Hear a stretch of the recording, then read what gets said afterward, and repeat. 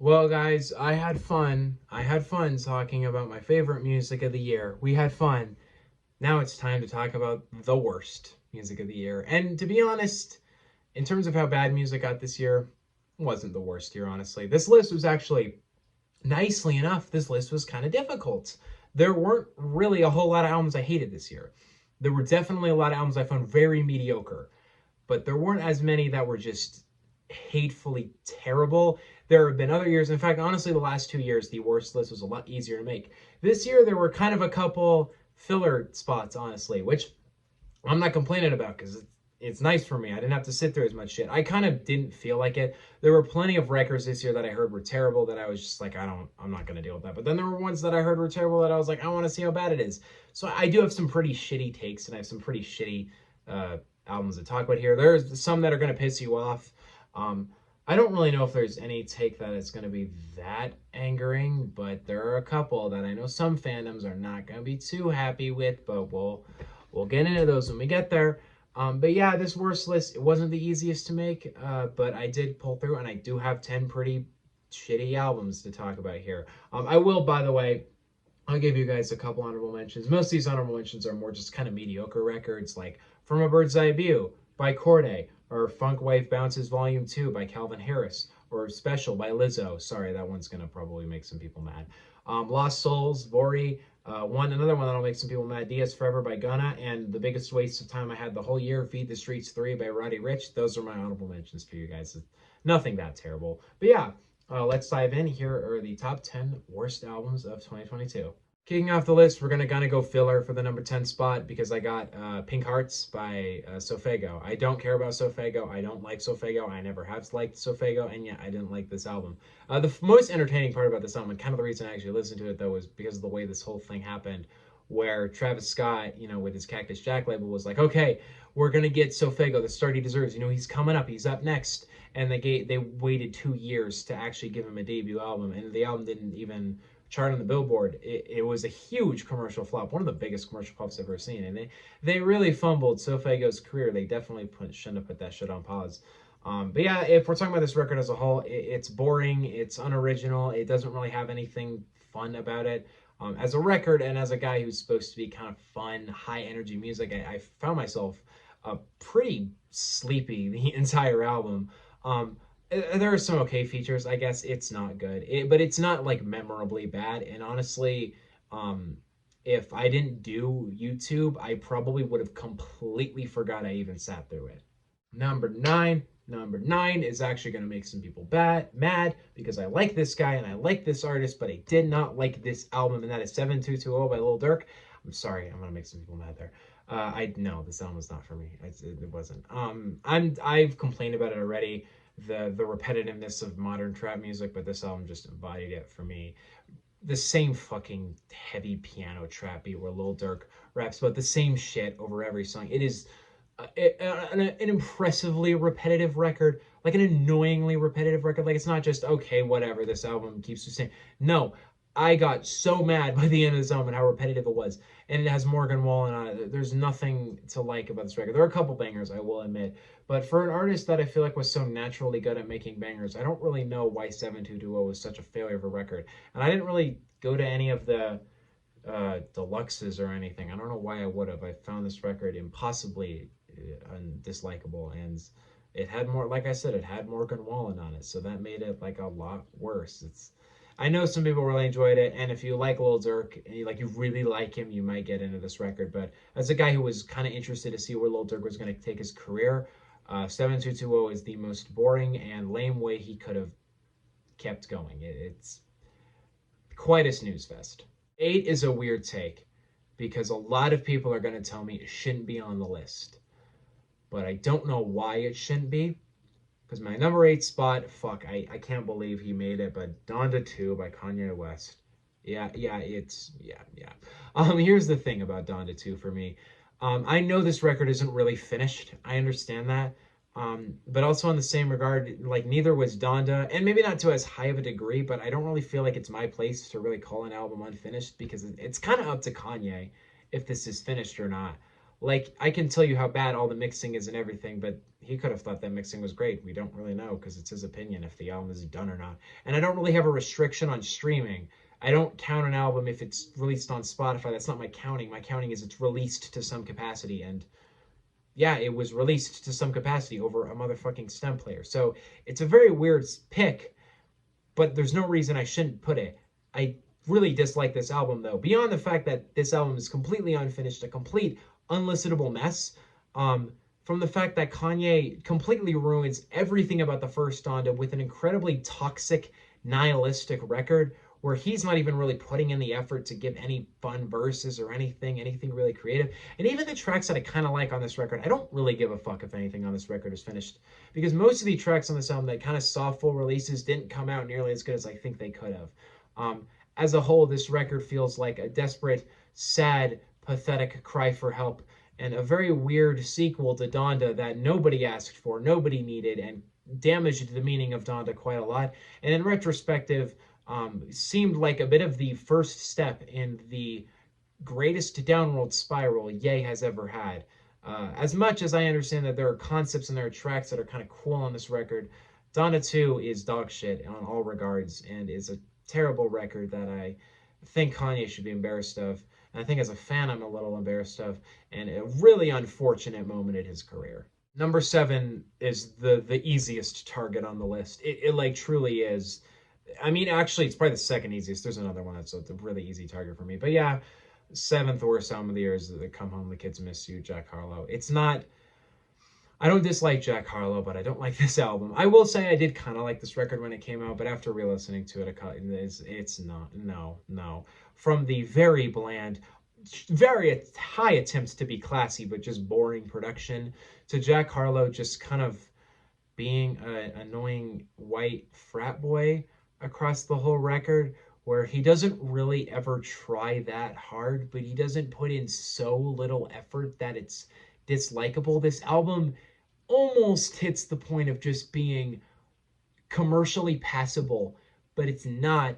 So it's this corn fest of a dude doing everything he can to like be a Kentucky version of Drake. And no, there's nothing cool about it. There's nothing creative or fun or new or enjoyable or likable. One of the things that I always liked about Jack Harlow was that very corny Kentucky kind of nihilistic white boy. It's all gone on this record for this boring fucking frat player kind of style he goes for in this record. It feels like Jack Harlow was given the option after the last record to either just be an actually kind of fun, scrawny white dude or a corny guy who plays into the fact that he's considered attractive and just doesn't try. And you can tell because of the spot on this list which one he went down, because this album sucks. There are bangers on it, but overall, it kind of fucking sucks. And it is our white boy worst album of the year, only it's not the worst album of the year made by a white person. It is the worst album of the year made by a white rapper, because that seems to happen quite a lot these days. 6, I'm actually going to be like incredibly brief on, because I'm like tired of dissing on this band. I feel bad at this point. Mercury Act 2, Imagine Dragons, because I know this record sucks. I know it sucks. I know it's not good. But at the same time, it's like the best Imagine Dragons record in years. I enjoyed this a lot more than the first act, and I enjoy this a lot more than Origins. It's actually my favorite Imagine Dragons record probably since Smoke and Mirrors, which isn't that hard, but it is. It's like, for me, there are some tracks here that I think they do fine on, but also at the same time, it's an Imagine Dragons record, so there are tons of tracks that are really way too big, overblown, tracks where just the vocalist, I can't get into this guy's voice. I know the thing is it's pointless of me to dog on this album, because if you're an Imagine Dragons fan at this point, you really like them and you really like their style, and I just don't. I don't like the vocals, I don't like the production, I don't like the song, I don't really like anything about it. So I'm just naturally never gonna like Imagine Dragons. But I do enjoy some moments on Mercury Act 2. I do. It's another Imagine Dragons record, so it automatically kind of has to be one of the worst albums of the year. It's such a weird spot for me because it was a huge improvement for them, but not huge enough improvement to the point where it's not on the list, because it's still on the list. It's still got a very high spot on the list, but yeah, I don't want to hate on this album because I'm tired of hating on this band, but no, this album sucks. It's trash. All right, after that really weird take, we're into the top five, and I definitely have some shit to say about this next record. From a rapper who has literally never dropped a record I disliked to coming out in 2022 and just completely falling on its face in the most embarrassing way possible. The fifth worst record of the year is Drillmatic, Heart versus Mind by The Game. What a sad, sad record. From the instant idea that this record is a 30-track album where the tracks aren't short, they're not brief. Each track is like a full-fledged song. It's 2 hours. And oh my god, it's boring. To add to that, the obnoxious amount of features on this. I get big name features is like a cool thing in hip hop, and I don't know if he's trying to do like a Donda kind of thing, but most of the features just do all right. Most of the features just kind of do their thing, kind of the producers just kind of do their thing. It's fine on many moments. But the big thing that makes this record so annoying to me, beyond the insane runtime, beyond the insane little care put in by a lot of the people on this record, the game himself doesn't give a shit. It's like some of the worst rapping I've ever heard him do, some of the least creative rapping he's ever done, some of the least inspired rapping he's ever done. It feels like he takes a backseat on every single song for the features. There's like only like a couple moments on this record where he gets his own moments to shine, and everything is so watered out by the amount of music that is on this album. And to add to that, I usually don't let one song affect an album quite a lot for me, but the fact that this album is meant to be a very direct homage to hip-hop legends, and he has a 10-minute song dogging on Eminem, it makes it feel very fake to me. I just don't really like anything about this record. I don't really like the way the production came out. I think it's super desperate. Every track is desperate to be a hit, and none of them work. Um, it is so drowned out, long, boring, obnoxious, egotistical, nihilistic, dislikable. I don't really like anything about Drillmatic. There are bangers, don't get me wrong. Home Invasion is actually a great song. It's just like one big attempt to pretend like anybody like in an actual sense cares about the game in 2022, and the answer is clearly no, because this sold like 20K the first week. I understand that there are bangers on this, and I understand it sounds a little hater of me, but no, this album is trash. I'm sorry, I don't give a fuck what you say. It's trash. Remember when I said that number 7 with Come Home the Kids Miss You was the most like the easiest target on the list? That is not the easiest target actually. The number 4 spot is, I'm sorry, Drake. I'm sorry. Number 4 is honestly never mind. I'm fucking. I'm sorry. I'm sorry. I am. I truly am. I'm not really. Look, regardless of how much I enjoyed her loss, honestly never mind still came out, and I went back to it, and it's still trash. It is still not good at all. And here's the thing. I like this album on a surface level regard. I like the idea of Drake doing a whole new sound. I like the idea of no features. I mean, kind of. And I like the idea of him just doing something short and small and very much of himself. But as an actual album, and when I'm talking about the experience of Honestly Nevermind, I kind of don't like anything about it. I mean, Jimmy Cooks is a phenomenal outro, but the actual record beyond that, I kind of don't ever find it enjoyable at all because Drake is not a good singer. This is the thing is regardless of anything he did on this record, hearing him put out some of the most drowning, boring, looping house instrumentals I've ever heard, to him singing about the same old bullshit he always sings about, um, brings this level to a level of boring I didn't know was possible in an album. This album is so sleep inducing and so repetitive. It is just such, it's the kind of record that you can tell Drake really wanted to make it, but inherently it just never was going to work. Inherently, this man is never going to put out a house record that's a really impressive, enjoyable moment of creativity and anything, because he doesn't have any of the capabilities to it. He didn't get the right producers, clearly. He didn't get the right writing. He didn't get the right vocal. He doesn't have any of the capabilities to make a great house album. And it proves, because this album is a dread to get through. It is not fun.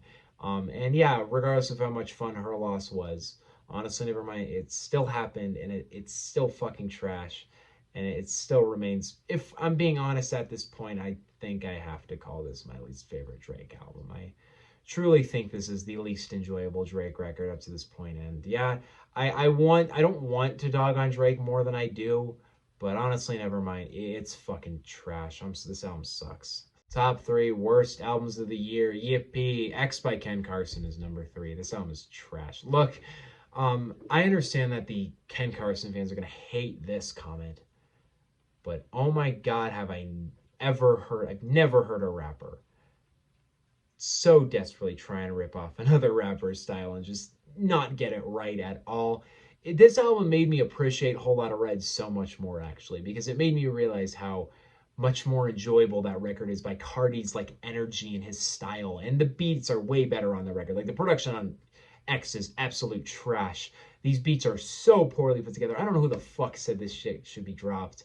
But on Cardi's regard, the production is really solid. But add to that, Cardi's energy and his high energy's creative, a very individual style makes that record so much fun. It makes it such a unique experience. Ken Carson inherently is so boring. He is so uninteresting. There is nothing defining and enjoyable about this man's voice at all. And the fact that he can't even get good production on the record just makes it just everything about this experience so painful, so repetitive, so annoying. And as much as it feels kind of just annoying to rip on a guy and be like, oh, you're ripping off Cardi, because I know Ken Carson fans hate hearing that comment, but I'm sorry that's how I see this. I don't see this record as anything else. This album has no identity outside of Playboy Cardi, and he doesn't even fucking feature on the album. It's so obvious what Ken Carson is trying here. And I don't know, I never want to say people are talentless and have no potential, but I truly don't see Ken Carson becoming a good artist from here, because truly he needs to fix his entire energy, the beats, his own style, just individualize himself, because it never happens on this record. It's basically, imagine if Playboy Cardi made like really fucking terrible music. That is X by Ken Carson. I get it's a bit lame, of me, because I usually really try to keep up, and I really like the wave Cardi is bringing, but I cannot enjoy X.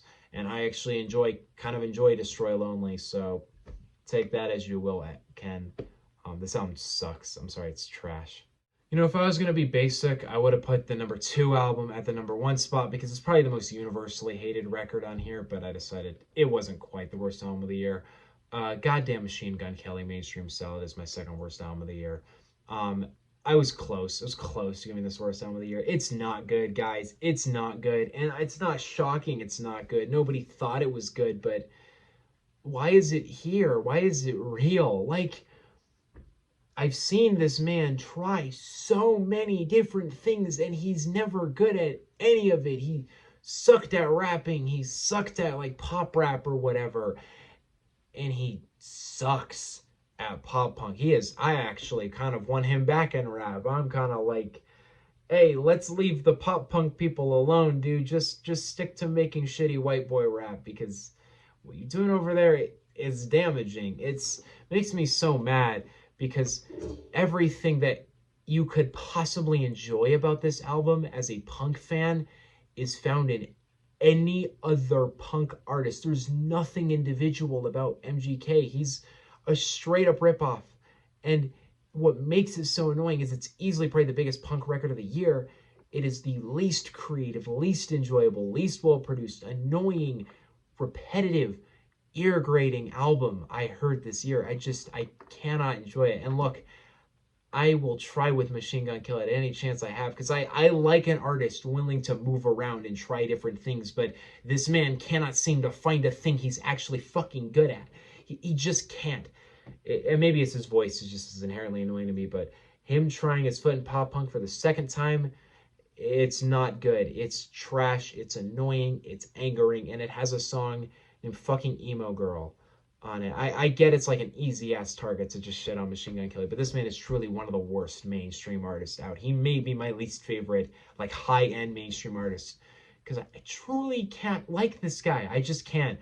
And I may never listen to a Machine Gun Kelly album again for that sole fact. Mainstream Sellout was like very close to being my worst album of the year. I hated this album. But one guy he had to surprise drop something unbelievably bad.